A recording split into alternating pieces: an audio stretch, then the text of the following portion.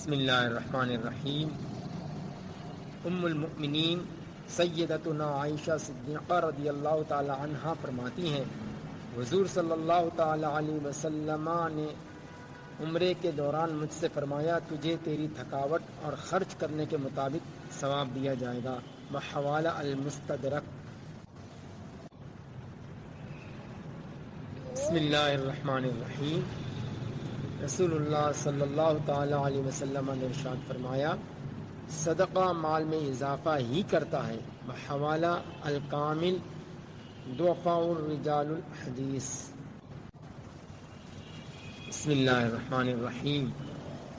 رسول اللہ صلی اللہ تعالی علیہ وسلم نے ارشاد فرمایا، اے فاطمہ، اپنی قربانی کے پاس موجود رہو، کیونکہ اس کے خون کے پہلا قطرہ گرے گا، تمہارے سارے گناہ معاف کر دیے جائیں گے۔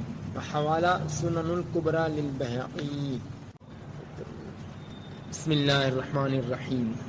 امام غزالی رحمۃ اللہ تعالی علیہ فرماتے ہیں، منقول ہے، اپنے دوست کی خطا کے لیے 70 عذر تلاش کرو، اگر پھر بھی تمہارا دل مطمئن نہ ہو تو اپنے نفس کو ملامت کرو اور دل سے کہو، تو کتنا سنگ دل ہے، تیرے بھائی نے تیرے سامنے 70 عذر پیش کیے اور تو نے انہیں قبول نہیں کیا۔